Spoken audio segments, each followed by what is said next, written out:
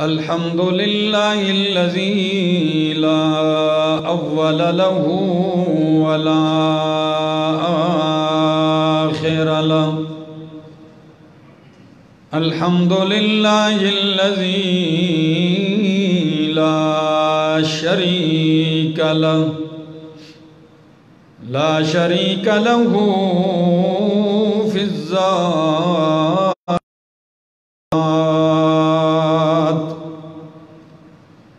والصلاة والسلام على من أرسل بالبراهين والبينات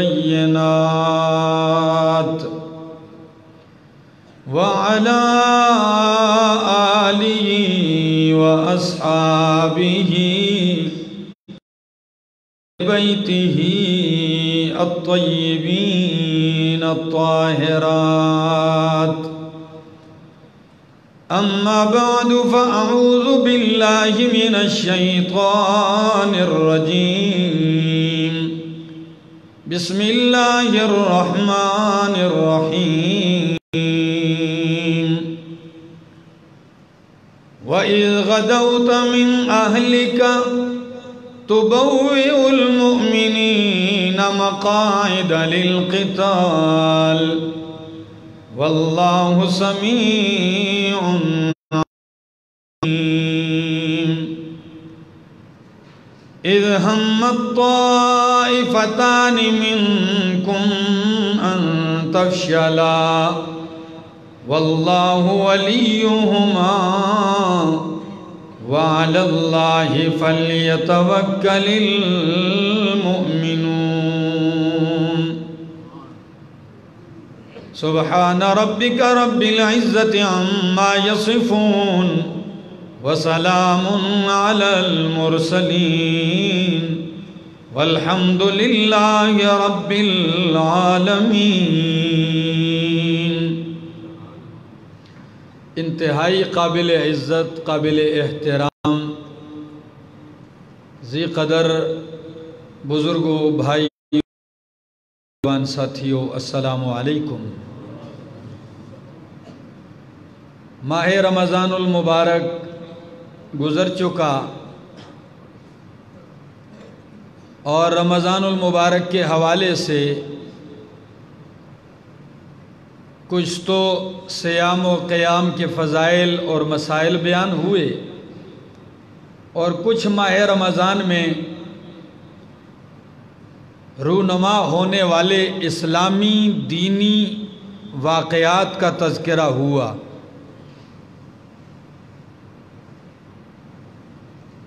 آج کے اس مختصر سے وقت میں آپ کے سامنے اسلام کا وہ عظیم معرکہ جسے دنیا اسلام میں غزوہ احد کے نام سے یاد کیا جاتا ہے، اس کا اختصار کے ساتھ نقشہ آپ کے سامنے پیش کروں گا. اللہ مجھے صحیح سمجھا سکنے کی توفیق نصیب فرمائے. ہجرت کے دوسرے سال 2 ہجری 17 رمضان المبارک کو جمعے والے دن عظیم معرکہ پیش آیا جس کا نام کیا تھا؟ کچھ یاد رکھا کریں. غزوہ بدر، جس میں مسلمانوں کی تعداد 313 اور کفار کی تعداد 1000 تک. 70 سرداران قریش مکے کے مشرک مارے گئے تھے جو اپنے قافلے کو بچانے کے لیے آئے تھے، جو تجارت کا قافلہ شام سے جا رہا تھا مکہ. جب مشرکوں کی کمر ٹوٹ گئی، 70 مارے گئے، قافلہ تو بچ کے آ گیا مکہ، تو جن کے رشتہ دار مرے تھے وہ سارے ابو سفیان کے پاس آئے. دیکھیں آپ کے تجارتی قافلے کو بچانے کے لیے ہمارے لوگ آئے اور بچا بھی کچھ بھی نہیں. 70 سرکردہ لوگ مارے گئے. اب کیا کرنا چاہیے؟ ابو سفیان نے کہا اب کرنا یہی چاہیے کہ اپنے مرنے والوں پہ رونا نہیں، دشمن خوش ہوں گے، مرثیے بھی نہیں پڑھنے، دشمن خوش ہوں گے۔ کسی نے کہا میں سر میں تیل نہیں لگاؤں گا اس وقت تک کہ بدلہ نہ لے لوں، کسی نے کہا میں آرام نہیں کروں گا، ابو سفیان نے کہا میں اس وقت تک چین کے ساتھ سوؤں گا نہیں، چین ختم میری، جب تک کہ انتقام نہ لیا جائے۔ یہ تجارت کا جو قافلہ ہے، مال ہے، کیا کریں اس کا؟ فیصلہ ہوا کہ اس کو استعمال کیا جائے۔ اتفاق ہوا، تیاری شروع ہو گئی، 1 سال ہونے کو ہے۔ شعراء نے بھرپور کردار ادا کیا لوگوں کو ابھارنے میں۔ مشرکین نے ابو سفیان کی قیادت میں 3000 کا لشکر تیار کر دیا۔ ادھر چونکہ مدینہ مکہ مکرمہ میں نبی کریم کے چچا حضرت عباس بھی تھے، وہ مشرکین کے حالات سے نبی کریم کو آگاہ کیا کرتے تھے۔ فوراً خط بھیجا، قاصد کو دیا، کہا جلدی سفر طے کرتے ہوئے مدینہ پہنچ اور اللہ کے رسول کو یہ خط میرا پہنچا، 3 دن کے اندر اندر پہنچ۔ مکے کا یہ قاصد گام پر گام دوڑتے ہوئے مدینہ آیا۔ چونکہ نبی علیہ السلام نے خط پڑھوانا تھا اور راز کی بات بھی تھی، تو فرمایا حضرت ابی سے خط کھولو، مور کھولا اللہ کے نبی نے، فرمایا پڑھو کیا ہے اس میں۔ حضرت ابی خط پڑھنے لگے۔ حضرت عباس نے لکھا، یا رسول اللہ، مکے کے مشرکین نے 3000 کا لشکر تیار کر دیا ہے،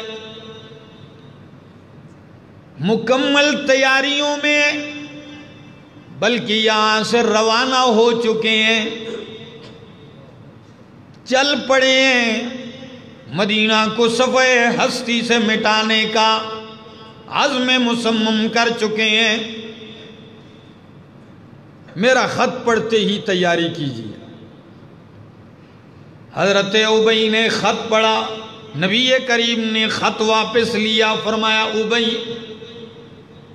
یہ راز کی بات ہے، چونکہ آپ نے خط پڑھا، بس آپ کے بعد دوسرے کو بات نہ پتہ چلے، یہ بات راز کی اندر ہی رکھنا۔ ٹھیک ہے جی۔ وہاں سے نکلے، سیدھے حضرت سعد رضی اللہ تعالیٰ عنہ کے گھر آئے، چونکہ انصار کے لیڈر تھے نا، فوراً آئے۔ سعد سے کہا گھر میں کوئی نہیں، طرف پہ کر دو۔ ٹھیک ہے جی، سائیڈ پہ ہو گئے۔ فرمایا سعد تیاری کرنی ہے، مشرکین نے 3000 کا لشکر تیار کر کے روانہ کر دیا ہے، کیا کرنا چاہیے؟ راز کی باتیں، تیاری، چونکہ یہ بھی اپنی قوم کے لیڈر تھے، انہیں بھرپور تیار کیا اور نکلتے ہوئے فرمایا سعد میری باتیں راز ہیں، کسی کو پتہ نہ چلے۔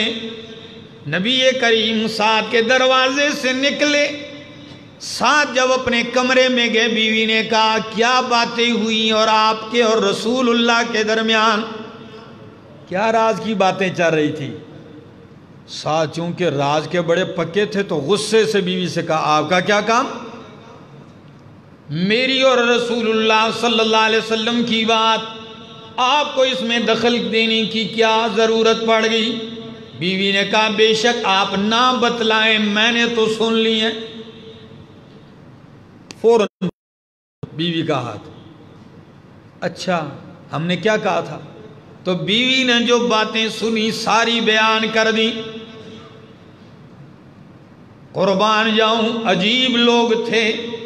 فوراً بیوی کی کلائی پکڑے ہوئے فوراً گھر سے نکال دیا اور نبی کریم کے پاس لے آئے۔ اللہ کے نبی ابھی چند قدم ہی چلے تھے۔ فرمایا یا رسول اللہ، آپ نے چونکہ رازداری کی بات کی تھی، کہیں کل میری بیوی سے بات چل پڑے اور قصوروار میں ٹھہرایا جاؤں۔ میں تو راز نہیں فاش کروں گا، یہ میری بیوی ہے، میں نے اسے کچھ نہیں بتایا، لیکن اس نے سنا ہے، اگرچہ یہ وعدہ پاسداری اور رازداری کا کرتی ہے، اگرچہ اس کا وعدہ ہے۔ نبی کریم اس کے اس غیرتی انداز کو دیکھ کر معزوز ہو رہے تھے، لطف اندوز ہو رہے تھے، اور پھر فرمایا سعد اللہ کے بندے اب اس کا ہاتھ تو چھوڑ دو نا، آپ نے اتنا سخت جو پکڑا ہوئے چھوڑ بھی دو، نہیں راز ظاہر کرے گی۔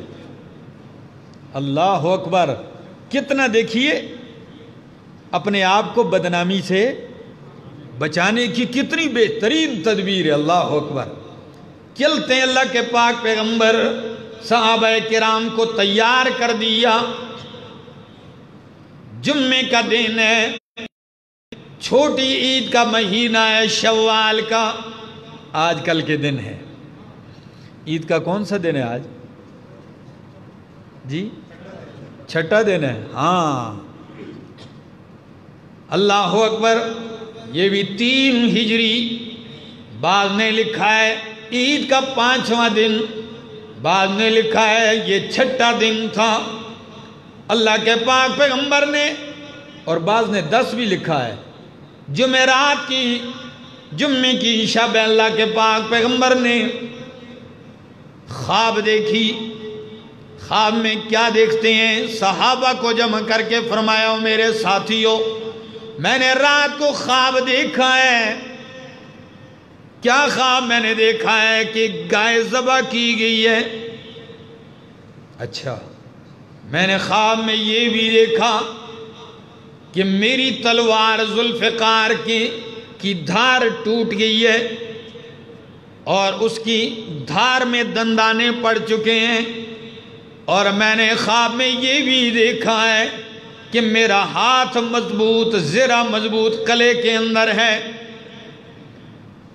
صحابہ نے فرمایا یا رسول اللہ، آپ نے خواب کی تعبیر کیا نکالی ہے؟ تعبیر بھی بتلائیے۔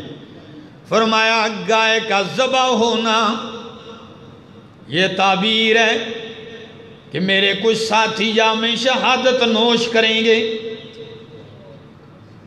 اچھا، فرمایا میری تلوار ذوالفقار کا ٹوٹنا، اس کی دھار میں دندانے پڑنا، یہ بھی دلیل ہے کہ میرے خاندان کے کچھ لوگ شہادت پائیں گے، اور میرے اعلیٰ شخص شہادت پائے گا، میرے گھرانے کا خاص بندہ شہید ہوگا۔ خواب کا تیسرا حصہ کہ میرا ہاتھ مضبوط قلعے میں ہے، فرمایا یہ تعبیر ہے کہ مدینہ منورہ ہمارے لیے مضبوط قلعہ ہے، اگر ہم مدینہ میں رہ کر مقابلہ کریں تو ہم مضبوط رہیں گے، محفوظ رہیں گے۔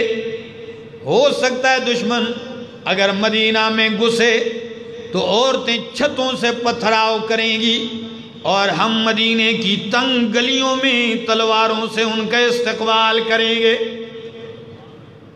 اب آپ کی رائے کیا ہے؟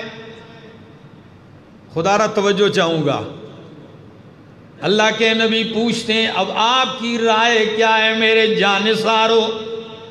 تو نوجوانوں کے جذبات ایسے ابھرے ہوئے تھے، فرمانے لگے یا رسول اللہ، ہماری رائے ہے مدینے میں رہ کر نہیں لڑیں گے، کھلے میدان میں نکل کے لڑیں گے۔ اللہ اکبر، کیوں؟ بدر والے دن کچھ لوگ بدر میں شریک نہیں ہوئے، اور بدرین کی عظمتوں کے گیت انہوں نے سنے، اللہ نے جو ان کی عظمت بیان کی، رسول اللہ نے جو ان کی شان بیان کی، وہ عظمتیں دیکھنے کے بعد کہنے لگے یا رسول اللہ سال نوش کرنے کے متمنی اور طالب ہیں، اسی دن کے انتظار میں لوگ ہمیں بزدل کہیں گے کہ میدان میں نہیں نکلے، ہم باہر نکلنا چاہتے ہیں۔ اگر یہ چند نوجوانوں کی رائے ہوتی تو شاید لوگ رد کر دیتے اللہ کے پاک پیغمبر، لیکن بعض جلیل القدر صحابہ نے بھی یہی رائے ظاہر کی، حتیٰ کہ نبی کریم کے چچا حضرت حمزہ رضی اللہ تعالیٰ عنہ نے تو قسم اٹھا لی کہ میں جب تک میدان میں نہیں لڑوں گا میں کھانا بھی نہیں کھاؤں گا۔ نبی کریم جب یہ رائے دیکھتے ہیں، یہ جذبات، فرمایا ٹھہر جاؤ۔ آپ اپنے حجرہ مقدس میں داخل ہوتے ہیں، حجرہ انور میں داخل ہوتے ہیں، اور چند لمحوں کے بعد نکلتے ہیں۔ ابو بکر صدیق اور فاروق اعظم ساتھ ہیں۔ بس چند لمحوں کے بعد جب سید الانبیاء رونما ہوتے ہیں، اپنے حجرہ مقدس سے باہر آتے ہیں، صحابہ کرام منتظر ہیں، تو شان ہی کچھ نرالی ہے۔ آپ نے 2 زریں پہنی ہوئی ہیں، اللہ اکبر، تلوار اور نیزہ آپ نے اپنی گردن گلے کندھے کے ساتھ حمائل کی ہوئی لٹکائی ہوئی ہے، اور آپ نے ڈھال جو ہے اپنی کمر کے پیچھے لٹکائی ہوئی ہے۔ اللہ کے پاک پیغمبر جب فوجی جرنیل بن کے نکلتے ہیں، دری اسنا صحابہ کرام میں سے کچھ نے کہا ہم نے جو رائے دی یہ غلط ہے۔ احساس ہو گیا کہ جب نبی کی رائے یہ تھی کہ مدینے کے اندر رہنا چاہیے تھا تو ہم نے کیوں جلدی کی؟ بس اب بہتر یہ ہے کہ رسول اللہ کے نکلتے ہی ہم سب یک زبان ہو کے کہیں گے ہم اپنی رائے واپس لیتے ہیں، ہم ندامت کا اظہار کریں گے۔ نبی کریم باہر آتے ہیں، صحابہ کہنے لگے یا رسول اللہ ہم نے جو رائے دی ہم اپنی رائے واپس لیتے ہیں، مدینے کے اندر ہی رہ کر جیسے آپ کی تمنائیں لڑتے ہیں۔ اب انہوں نے تو رائے واپس لے لی، لیکن سپاہ سالار محمد الرسول اللہ صلی اللہ تعالیٰ علیہ وسلم نے فرمایا اللہ کی قسم اب نہیں، اب کسی نبی کے شایع نشان یہ نہیں، کسی نبی کے لیے لائق نہیں کہ وہ جنگی اسباب پہن لینے کے بعد اتار دیں۔ اب جب تک لڑائی نہیں ہوگی اب یہ ہتھیار اتارے نہیں جائیں گے۔ بس تقریر کی جمعہ آپ نے پڑھایا، صحابہ کرام کو خوب جذبہ شہادت، جذبہ جہاد پہ خوب آپ نے واعظ فرمایا۔ فرمایا چلیے اللہ کے پاک پیغمبر مدینہ منورہ سے تقریباً، اور یہ بھی آپ کو عجیب بات یہ ہے کہ مدینے میں بہت بڑا منافق رہتا تھا جس کا نام ہے عبداللہ بن ابی۔ یہ عبداللہ بن ابی ہمیشہ یہ رائے الٹی دیا کرتا تھا، لیکن اس موقع پر اس کی رائے بھی یہی تھی کہ مدینے کے اندر رہ کے لڑنا چاہیے۔ یہ پہلا موقع تھا۔ بہرحال اللہ کے نبی چل پڑتے ہیں مدینہ منورہ سے قیادت کرتے ہوئے۔ 1000 کا لشکر اللہ کے نبی کی معیت میں مدینہ منورہ سے نکلتا ہے۔ قربان جاؤں، جب مدینہ سے نکلتے ہیں چند قدم چلنے کے بعد نبی کریم نے لشکر کا معائنہ کیا، اپنی فوج کا معائنہ کیا۔ جو نوعمر تھے نا، کم عمر والے لڑکے، نے کہا واپس ہو جاؤ۔ چھوٹے بچوں کو کیا کر دیا؟ واپس کر دیے۔ وہ تو جذبات کی وجہ سے چل پڑے تھے۔ فرمایا آپ واپس۔ بڑی تعداد میں حضرت عبداللہ بن عمر رضی اللہ تعالیٰ عنہ کو بھی واپس کر دیا، کئی کم عمر کے۔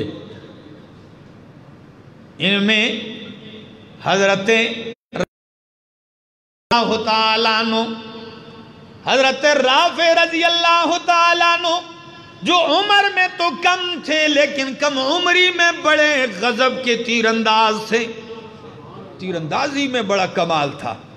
کہنے لگے جب نبی کریم میرے تو مجھے خدشہ ہوا کہیں مجھے واپس نہ کر دیں، میں پنجوں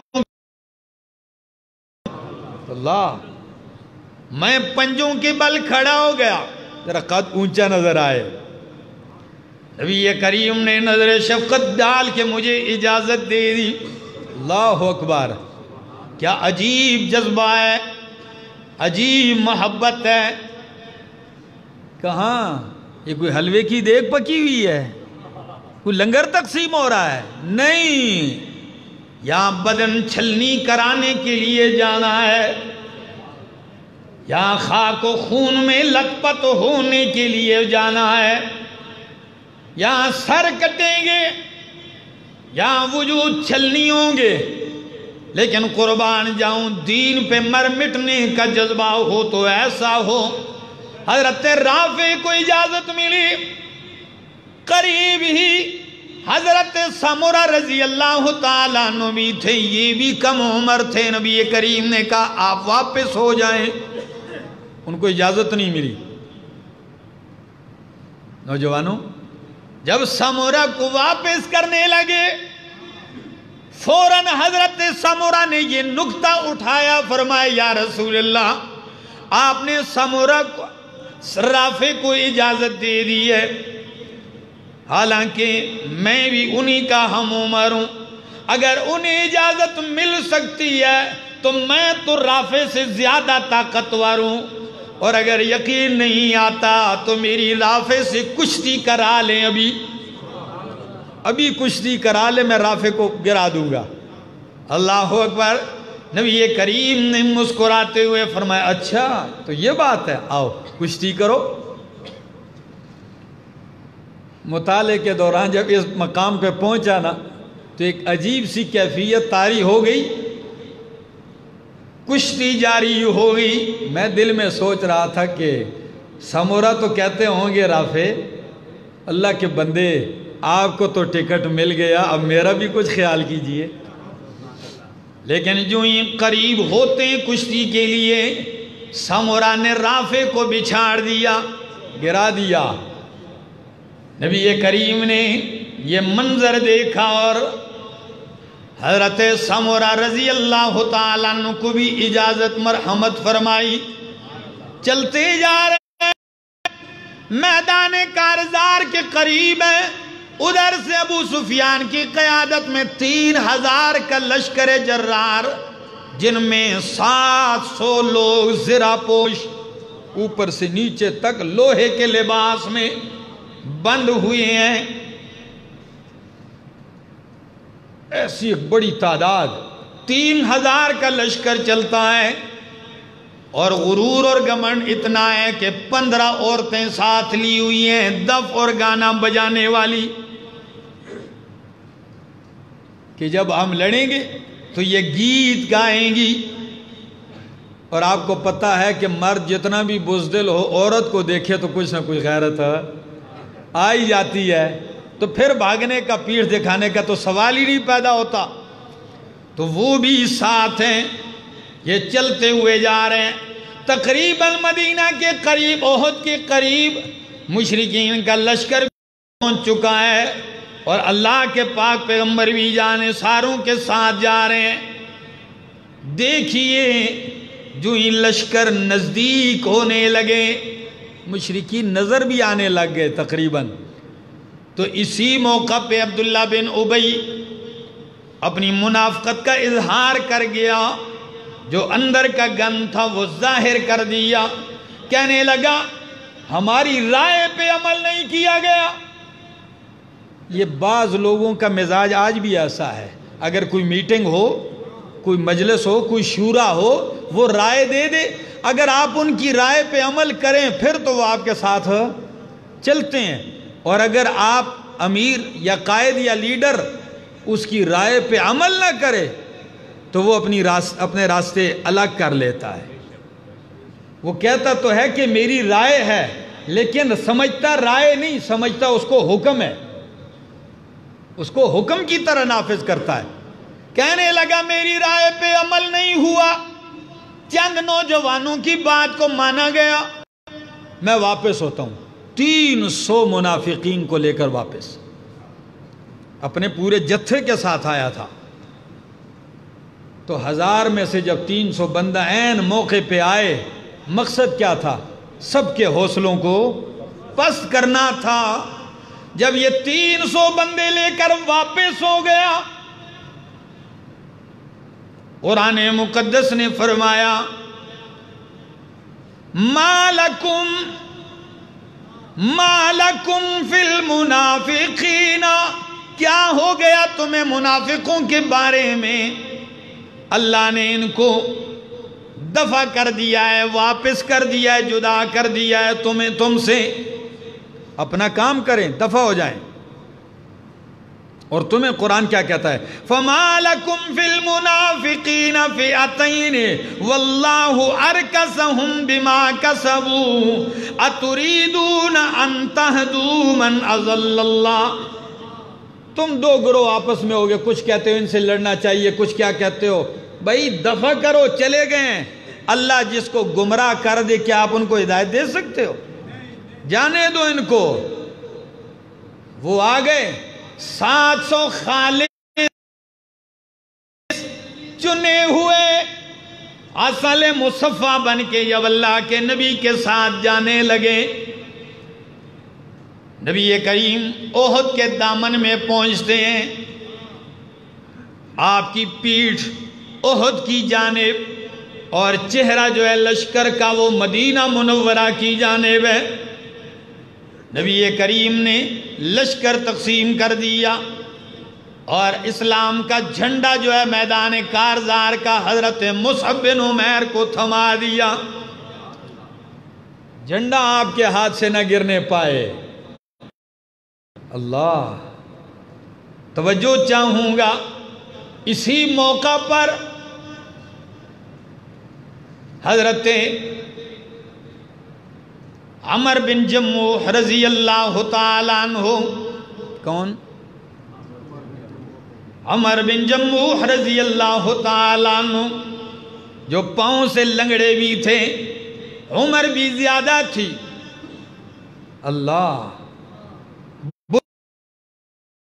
ان کے بیٹے سارے میدان کارزار میں شریک ہیں۔ بیٹوں نے باپ کو منع کیا، ابا جان ہم جو آپ کے جوان سال بیٹے جا رہے ہیں، آپ کی کیا ضرورت ہے؟ آپ واپس ہو جائیں، ہیں بھی کمزور، عمر بھی جاتا ہے، پاؤں میں بھی لنگڑا پن ہے، آپ واپس ہو جائیں۔ بڑا روکا، لیکن باپ غصے ہو گئے۔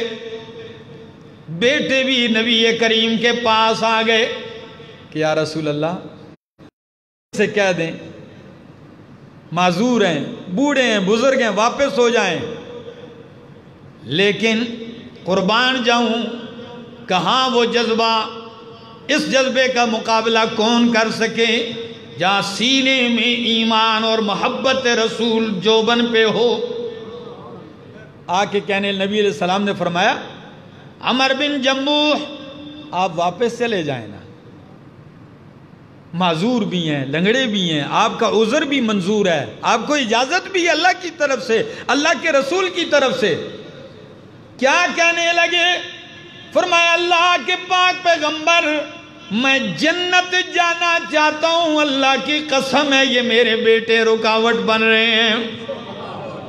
فرمایا اللہ کے پاک پیغمبر، میں لنگڑا ضرور ہوں، میرے پاؤں میں لنگڑا پن ہے، لیکن واللہ انی ارید ان اطع بعرجتی ہذہ فی الجنہ، میں چاہتا ہوں کہ اپنے لنگڑے پاؤں اور لنگڑے پن کے ساتھ جنت کی زمین کو رونتا ہوں اللہ کی بارگاہ میں پیش ہو جاؤں۔ میں یہ چاہتا ہوں، یہ مجھے روک رہے ہیں۔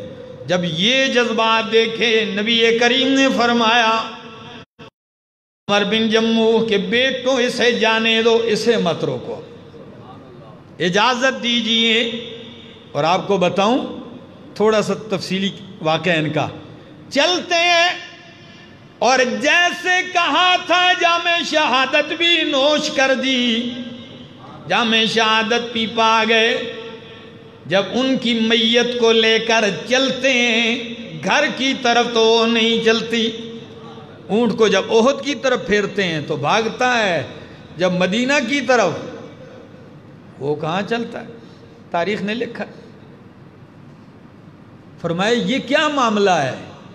جب پوچھا گیا ان کی اہلیہ سے، بیوی کہنے لگی جب یہ گھر سے جانے لگے تو اس وقت تلواریں پہن کر اٹھا کر اس وقت اللہ کی بارگاہ میں دعا کی اور فرمایا اللہم ارزقنی شہادتاً،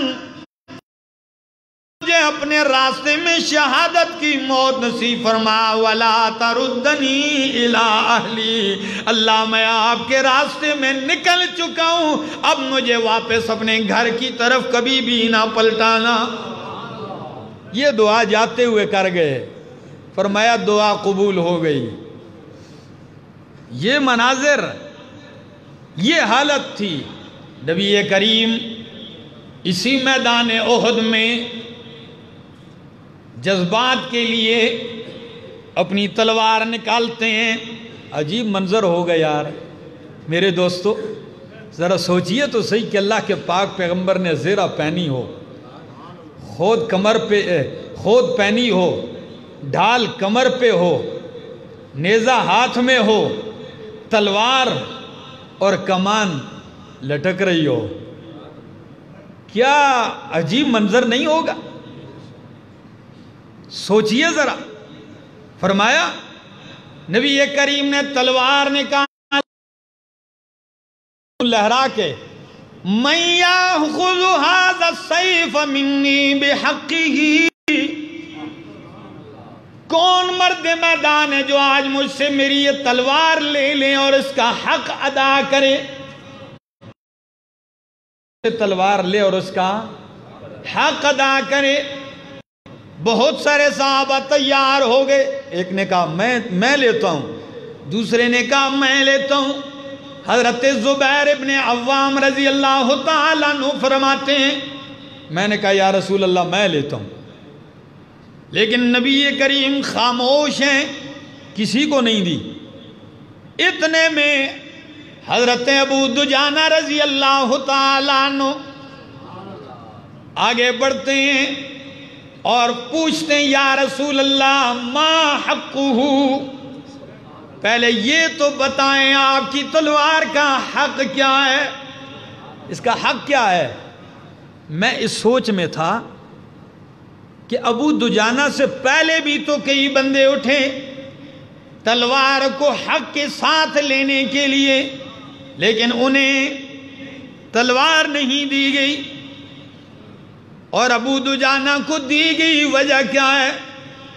میں نے کہا شاید وجہ یہی ہو سکتی ہے کہ باقیوں نے تلوار لینے کا تو کہا لیکن حق کا نہیں پوچھا، یہ نہیں پوچھا کہ اس کا حق کیا ہے۔ ابو دجانہ کہنے لگے ما حقہ، اس کا حق کیا ہے؟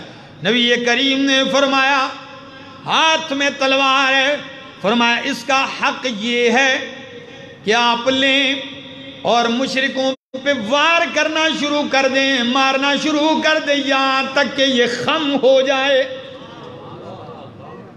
پیٹھ نہ دکھائے، لڑتے جائے اور تلوار خم ہو جائے، یہ میری تلوار کا اللہ اکبر۔ تو فرمایا اچھا یہ حق ہے، عنایت کیجئے عنایت کیجئے۔ تلوار لی، فرمایا یا رسول اللہ انشاءاللہ اس کا حق ادا کر کے رہوں گا۔ آپ کو یہ بھی بتاؤں کیا کیفیت ان کے وجود میں آئی ہوگی جب رسول اللہ صلی اللہ علیہ وسلم کے ہاتھ سے تلوار لی اور چلتے ہوئے کیا کہنے لگے؟ اللہ، جیب سے فوراً ایک پٹی نکالی سرخ رنگ کی اور سرخ نکال کے ماتھے پہ یہ پٹی کیوں باندھی؟ صحابہ اس پٹی کو نام دیا کرتے تھے اصابت الموت، موت کی پٹی۔ کون سی پٹی باندھی؟ موت کی پٹی باندھ لی۔ اور ہری پور والوں، امام الانبیاء محمد رسول اللہ صلی اللہ علیہ وسلم کی تلوار پہ کیا لکھا ہوا تھا یہ بھی سنا دوں۔ اس پہ نقش تھا، جو تلوار ابو دجانہ کو دی اس پہ لکھا ہوا تھا کہ وَفِي الْجُبْنِ عَارٌ وَفِي الْإِقْبَالِ مَكْرَمَةٌ، وَفِي الْجُبْنِ عَارٌ وَفِي الْإِقْبَالِ مَكْرَمَةٌ وَالْمَرْءُ بِالْجُبْنِ لَا يَنْجُو مِنَ الْقَدَرِ۔ ذرا معنی بھی تو دیکھ لیجئے تلوار پہ جو لکھا ہے، کہتے ہیں وَفِي الْجُبْنِ عَارٌ، بزدلی میں شرمندگی رسوائی ہے۔ بزدلی میں کیا ہے؟ بزدلی میں شرمندگی رسوائی ہے۔ وَفِي الْإِقْبَالِ مَكْرَمَةٌ، پیش قدمی اور آگے بڑھنے ہی میں عزت ہے۔ وَالْمَرْءُ بِالْجُبْنِ لَا يَنْجُو مِنَ الْقَدَرِ، بزدلی کی وجہ سے بندہ تقدیر سے بچ نہیں سکتا۔ بندہ جتنی بھی بزدلی دکھائے تو کیا بچ جائے گا تقدیر سے؟ نہیں بچ سکتا۔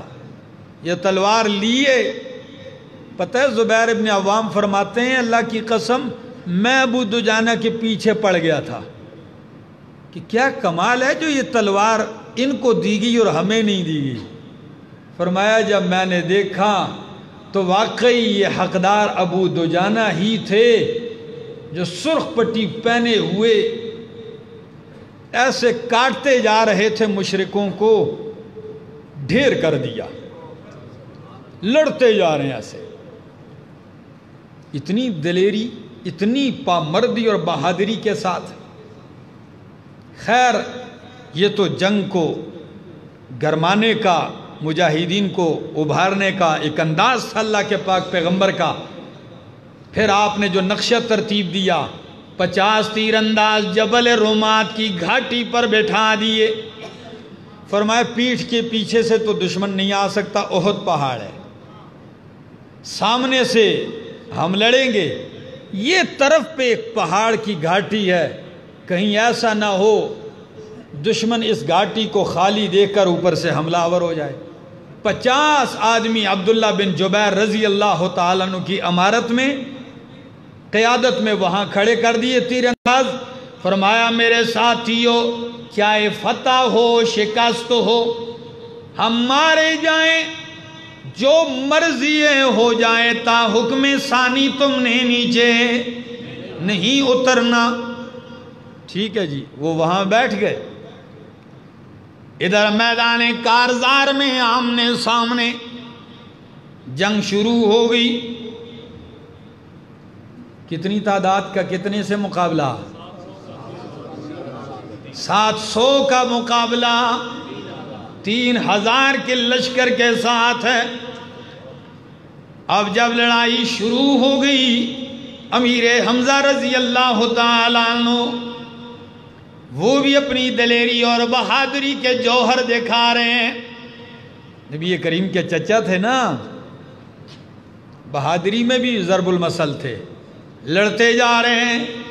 ابو بکر صدیق، فاروق اعظم، علی المرتضیٰ شیر خدا رضی اللہ تعالیٰ عنہ میدان میں اترے ہوئے ہیں۔ ایسی جنگ جاری ہے کہ مشرکین کے پاؤں اکھڑ گئے، پاؤں اکھڑ گئے اور کئی بندے ان کے قتل ہوئے۔ جب پاؤں اکھڑے اور بھاگنا شروع کر دیا، بھاگ گئے۔ نبی کریم صلی اللہ تعالی علیہ وسلم کے ساتھی صحابہ کرام مال غنیمت اکٹھا کرنے لگ گئے۔ وہ بھاگ گئے، کچھ مارے گئے، یہ مال غنیمت اکٹھا کرنے لگے۔ 50 تیر انداز جو اوپر بیٹھے ہوئے ہیں وہ کہنے لگے اترتے ہیں۔ جو ان کے کمانڈر تھے کہنے لگے نا، اللہ کے نبی نے کیا کیا تھا؟ منع کیا تھا، روکا تھا، نیچے نہیں اترنا۔ وہ کہنے لگے جی فتح ہو گئی ہے نا، اب ایک دوسرے کا ہاتھ بٹانا چاہیے، وہ لڑے بھی ہیں، زخمی بھی ہوئے ہیں، تو اب ان کا ہاتھ بٹائیں، نیچے جائیں۔ بس مال غنیمت اکٹھا کرنے کے ارادے سے جب نیچے اترتے ہیں، امیر نہیں اترا، 10-11 بندے ساتھ، باقی سارے اتر آئے، 10 بندے اوپر رہ گئے۔ خالد بن ولید جو اس وقت مشرکین کے لیڈر تھے، ایک حصے کی کمان ان کے پاس تھی، انہوں نے موقع پایا جبل رومات کے اوپر دیکھا ٹوٹل 10 بندے ہیں، 10 کے 10 کو شہید کر دیا۔ وہ 10 جام شہادت نوش کر گئے، اور اتنا زوردار حملہ اوپر سے ہوا کہ مسلمان چونکہ بکھرے ہوئے تھے، جو فوجی نظم و ضبط تھا وہ سارا کیا ہو گیا تھا؟ وہ تو ٹوٹ گیا تھا جنگی۔ اب کسی کو پتہ نہیں کسی کا رخ کس طرف ہے، کسی کا رخ، ساری ترتیب الٹ پلٹ ہو گئی۔ سپہ سالار کو فوج کا پتہ نہیں، فوج کو اپنے سپہ سالار کا پتہ نہیں، اور یہ تک معلوم نہیں ہو رہا کہ میری تلوار کس کو کاٹ رہی ہے، میرا نیزہ کس کو لگ رہا ہے۔ یہاں تک کہ حضرت حذیفہ رضی اللہ تعالیٰ عنہ کے والد حضرت یمان کو اپنے ہی ساتھیوں نے شہید کر دیا، مارنے لگے اس کو۔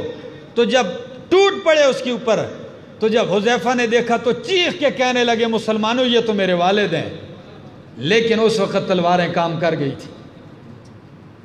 یہ بھگدڑ مچ گئی اور کچھ پہاڑ کی طرف بھاگنے لگ گئے۔ لیکن قربان جاؤں، جہاں ساری کائنات متزلزل ہو جائے تو میں کہتا ہوں سارے عالم کی شجاعت ایک طرف اور میرے محمد کی شجاعت دوسری طرف۔ پاؤں اکھڑے لیکن اللہ کے پاک پیغمبر تنے تنہا میدان میں کھڑے ہیں، اور کیا کہہ رہے ہیں؟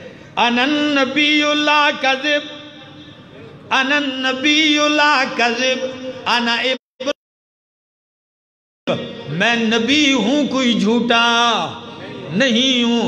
انا النبی لا کذب، انا ابن عبد المطلب، میں عبد المطلب کا بیٹا ہوں، اپنے دادا کا نام لیا، میں اس کا بیٹا ہوں۔ آپ کھڑے ہیں،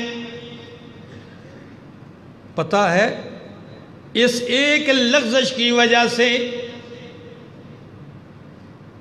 تھوڑی سی نبی کریم کے حکم کے ماننے میں کیا ہو گئی تھی؟ کوتاہی ہوئی۔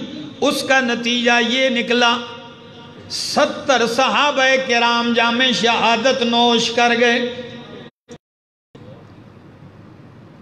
نبی کریم کے چچا امیر حمزہ بھی جام شہادت نوش کر گئے۔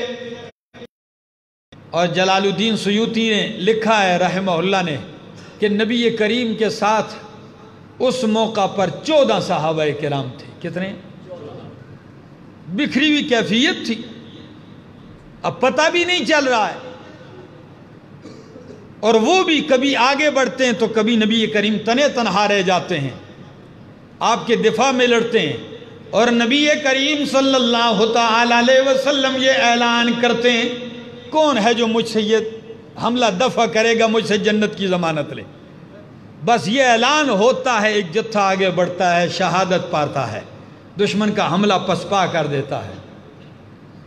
اسی میں حضرت سعد بھی ہیں، اسی میں حضرت ابو دجانہ رضی اللہ تعالیٰ عنہ بھی، جو نبی کریم پر آ کے ایسے ٹوٹتے ہیں، دشمنوں کے تیر لگے، 80 سے زائد زخم وجود پہ لگے ہیں۔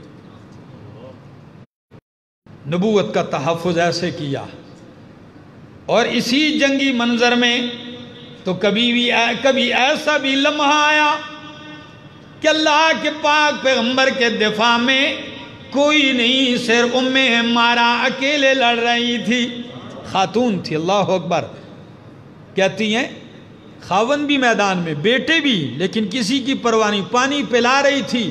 اچانک دیکھا کہ اللہ کے نبی تنہا کھڑے ہیں، اور ابن قمیہ بدبخت تلوار لیے دوڑ رہا ہے زرے پہنے ہوئے نبی کریم کی طرف، اور کہتا ہے دلونی علی محمد، مجھے بتلاؤ محمد کہاں ہے، آج میں قتل کیے بغیر نہیں رہوں گا۔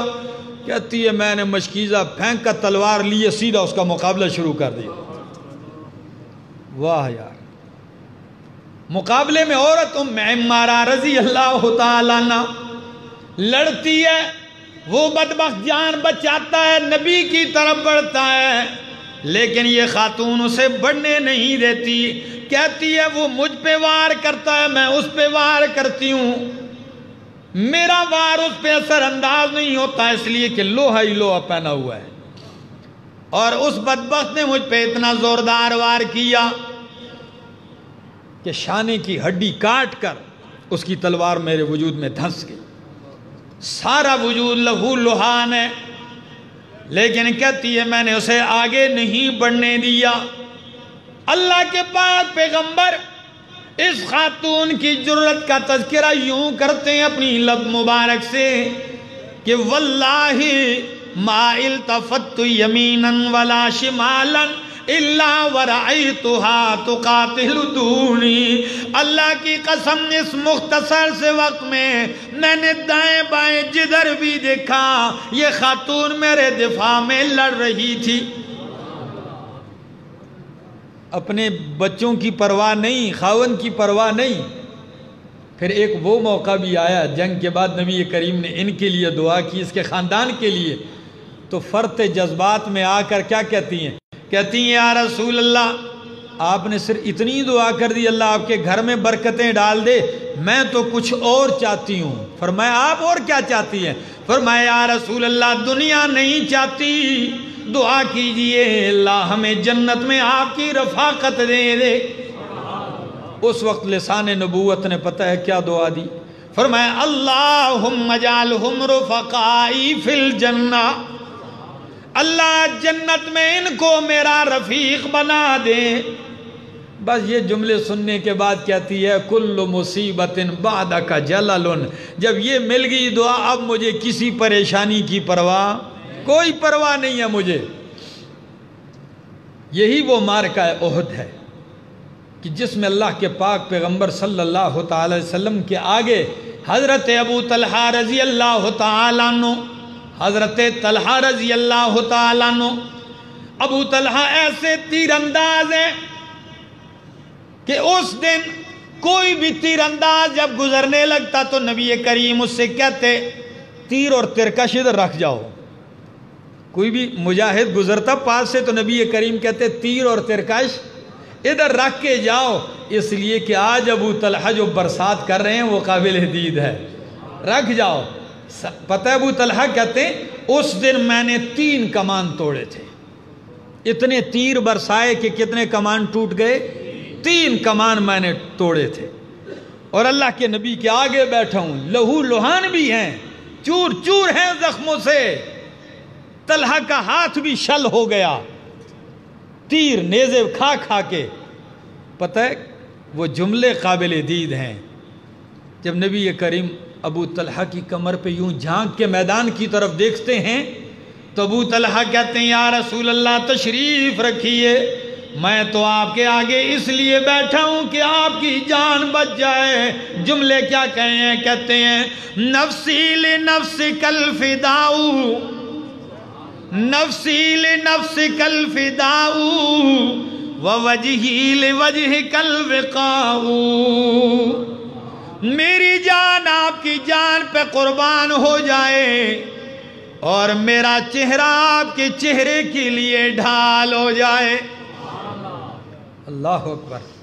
دوستو اسی اسنا میں اللہ کے پاک پیغمبر پہ چونکہ مشرکین کی تو تلاش ہی یہ تھی کہ نبی کریم کو آج شہید کر دیں، اتنا زوردار حملہ کیا کہ اللہ کے پاک پیغمبر پر ایک بدبخت نے پتھر مارا، ایک نے زوردار وار کیا، نبی کریم کی جو خود کی کڑیاں تھی آپ کے رخسار میں دھنس گئیں، وہ کڑیاں 2 کڑیاں کے اندر دھنس گئیں،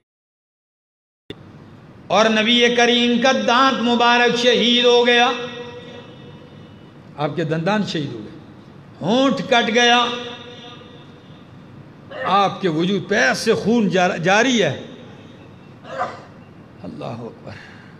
ایک صحابی فرماتے ہیں حضرت ابو عبیدہ بن جراح رضی اللہ تعالیٰ عنہ، میں فوراً آگے بڑھا اور میں نے امام الانبیاء کے چہرے انور سے خود کی کڑیوں کو اپنے دانتوں سے پکڑا، وہ اتنی مضبوط دنسی ہوئی تھی کہ کڑی تو نکلی پر میرے دانت بھی نکل آئے، میرے 2 دانت ٹوٹ گئے اس کی وجہ سے۔ آپ زخمی، آپ گر پڑے گھاٹی میں، ایسے بے ہوشی غشی طاری ہوئی، ادھر مشرکین نے سمجھ لیا کہ اللہ کے نبی کیا ہو گئے، شہید ہو گئے، تو فوراً چیخ کے کہنے لگے الا ان محمدن قد قتل۔ اتنی زوردار چیخ تھی کہ نبی علیہ السلام نعوذ باللہ قتل ہو گئے۔ بس اس چیخ نے وہ کام کر دکھایا جو ہزاروں کا لشکر بھی نہیں دکھا سکتا۔ مسلمانوں کے ہاتھوں سے تلواریں گر پڑی، حوصلے پس۔ دوستو حضرت عمر رضی اللہ تعالیٰ عنہ جیسی شخصیت بے حال، حضرت انس رضی اللہ تعالیٰ عنہ پاس گزرے، فاروق اعظم سے کہا اللہ کے بندے آپ کیسے کھڑے ہیں؟ فرمایا اللہ کے رسول شہید ہو گئے۔ کس لیے لڑیں آپ؟ پتہ ہے کیا کہا؟ حضرت انس کہنے لگے اللہ کے بندو موتو علی ما مات علیہ رسول اللہ، بے حال کیوں ہوتے ہو؟ جس مشن پہ اللہ کے رسول قربان ہو گئے تم بھی اسی پہ آج کٹ مرو۔ بے حال ہونے کی کیا ضرورت ہے؟ اٹھو۔ ایسا جذبہ پھونکا اور کہنے لگے واللہ انی لعجد ریح الجنت من دون احد، اللہ کی قسم تمہیں محسوس ہو یا نہ ہو احد کے پہاڑ سے مجھے جنت کی خوشبو آ رہی ہے۔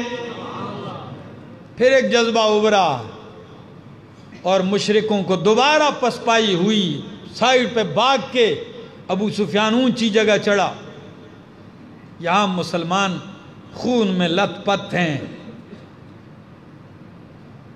زخمی ہیں، چور چور ہیں۔ کیا آواز دیتا ہے دور سے؟ کہتا ہے الا فی القوم محمد، کیا نبی علیہ السلام تم میں موجود ہیں؟ نبی علیہ السلام نے کہا جواب کوئی نہ دے۔ پھر کہا افی القوم ابن ابی قحافہ، ابو بکر ابو قحافہ کے بیٹے ہیں؟ جواب نہیں ملا۔ کہا عمر ہیں؟ جواب نہیں ملا۔ جب یہ خاموشی دیکھی تو کہنے لگا ہم نے لگتا ہے تینوں کو ختم کر دیا ہے۔ پھر اس نے نعرہ کیا لگایا اولو حبل۔ جس طرح مسلمان نعرہ تکبیر لگاتے ہیں تو انہوں نے کیا نعرہ لگایا؟ اولو حبل، اپنے بت حبل کا نام لیا کہ حبل زندہ باد۔ جب شرکیہ نعرہ لگایا اس وقت نبی کریم نے فرمایا عمر جواب دیجئے اٹھ کے۔ تو ابو سفیان کہتا ہے اولو حبل، عمر کہنے لگے اللہ حبل نہیں اللہ سنی تو وہ فوراً کہنے لگا لنا عزا ولا عزا لکم، ہمارا تو عزا ہے تمہارا عزا کوئی نہیں۔ دوسرے بت کا نام لیا۔ فاروق اعظم نے فرمایا اللہ مولانا ولا مولا لکم،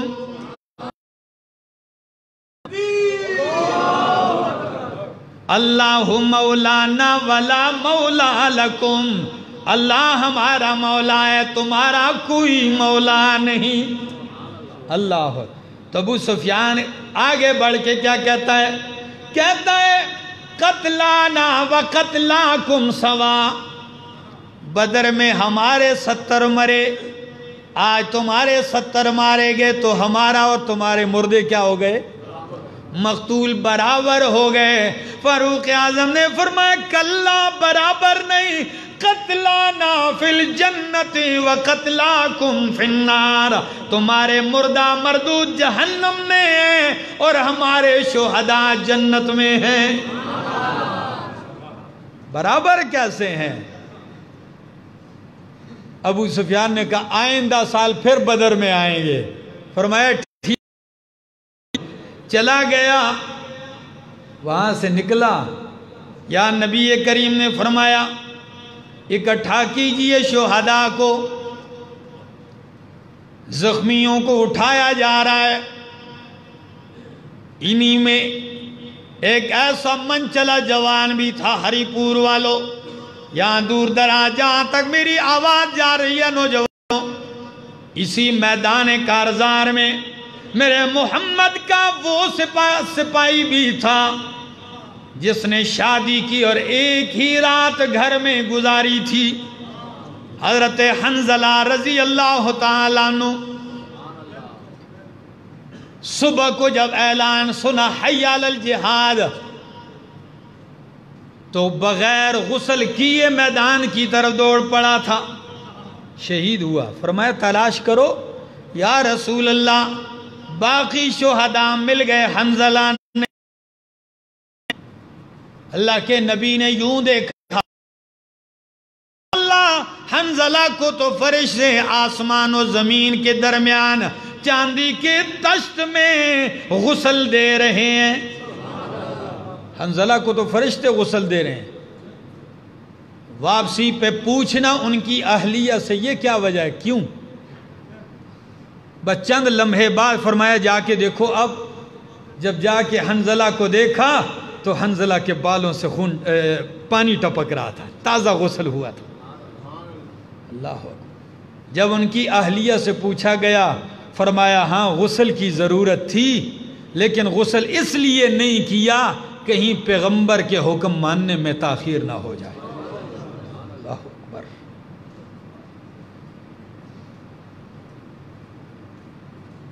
دفنانے کی تیاری، اسی اثنا میں ایک اور بھی آپ کو سنا دوں۔ مدینہ، انصار مدینہ میں حضرت سعد بن ربیع رضی اللہ تعالیٰ عنہ، اہل مدینہ کے یہ بھی لیڈر تھے۔ فرمایا جا کے تلاش کرو۔ ایک صحابی نے دیکھا کہ شہداء وہ اوپر نیچے پڑے ہوئے ہیں تو ان میں ہیں اور آخری حیات کی رمق باقی ہے۔ نے کہا میں نے 2-3 آوازیں دی، جواب دینے کی ہمت نہیں تھی سعد بن ربیع میں۔ پھر میں نے جب کہا سعد میں نہیں، اللہ کے رسول نے آپ کو بلایا ہے، رسول اللہ نے یاد کیا ہے۔ جب یہ بات کی تو سعد کے چہرے پہ ایک رونق سی آئی اور آخری لمحات میں بولتے ہوئے کہنے لگے میں دوڑ کے حاضر ہوتا کہ اللہ کے نبی نے پکارا ہے، لیکن اب میرے اٹھنے کی سکت نہیں ہے۔ لیکن ایک بات یاد رکھنا، میرا پیغمبر نبی کریم کو میرا سلام کہنا، اور ساتھ یہ بھی کہا کہ میری آخری بات میری قوم تک پہنچانا، کیونکہ مدینے والے تھے نا۔ انصار نے تو وفا کی انتہا کر دیا ہے۔ فرمایا جا کے میری قوم کو اکٹھا کر کے کہنا تمہارا لیڈر خود تو چور چور ہو گیا ہے، آخری زبان تالو سے لگی ہوئی ہے، لیکن یہ کہہ گیا ہے کہ میں تو پیغمبر پہ فدا ہو آیا ہوں، لیکن اگر نبی کو کوئی بھی تکلیف پہنچی میرے بعد میری قوم، تو اللہ کے ہاں تمہارا کوئی عذر قابل قبول نہیں ہوگا۔ یاد رکھنا کوئی عذر نہیں مانا جائے گا تمہارا۔ بس یہ جملے کہے اور جام شہادت نوش کر۔ صحابی رسول آ کے کہنے لگے یا رسول اللہ، سعد بن ربیع کی یہ کیفیت، یہ پیغام۔ اس وقت نبی کریم نے دعا دی اور فرمایا نصحا للہ ولرسولہ حیا ومیتا، فرمایا اللہ اور اس کے رسول کی خیر خواہی کرتا رہا، جیتے جی بھی اور موت کے جام نوش کرتے ہوئے بھی میری خیر خواہی میں لگا رہا۔ یہ تھے وہ عظیم لوگ میرے دوستو۔ 70 صحابہ جام شہادت نوش کرتے ہیں۔ فرمایا قبریں تیار کرو۔ جب قبریں تیار کی جانے لگی، فرمایا کسی کو غسل نہیں دینا، انہی کپڑوں میں اسی خون کے ساتھ لت پت ان کو دفنایا جائے۔ ایک ایک قبر میں کئی صحابہ کو دفنایا جا رہا ہے۔ فرمایا جس کے پاس قرآن کا علم زیادہ ہو اسے پہلے داخل کرو۔ آج بھی لاج رکھی جا رہی ہے۔ فرمایا غسل اس لیے نہ دو، خون نہ دو، قیامت کے دن یہ آئیں گے، ان کا خون رنگ تو خون کا ہوگا لیکن مہک اس سے کستوری کی آئے گی۔ یہ اللہ کی بارگاہ میں یوں ہی پیش ہوں گے، اسی حال میں یہ آئیں گے۔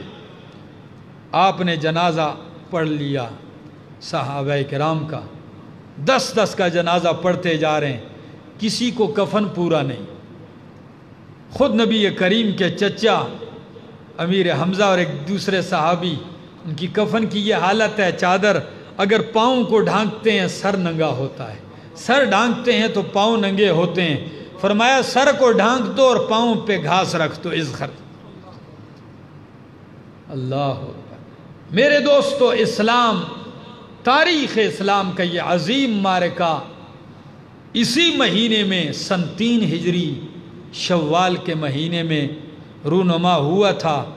اس کے ذکر کرنے کا مقصد یہ تھا کہ میرے دوستو، اسلام یوں ہی مجھے اور آپ کو حلوے کی پلیٹ میں نہیں ملا، یہ بہت بڑی قربانیوں کے ساتھ، تکلیفوں کے ساتھ، مشقتوں کے ساتھ آیا ہے۔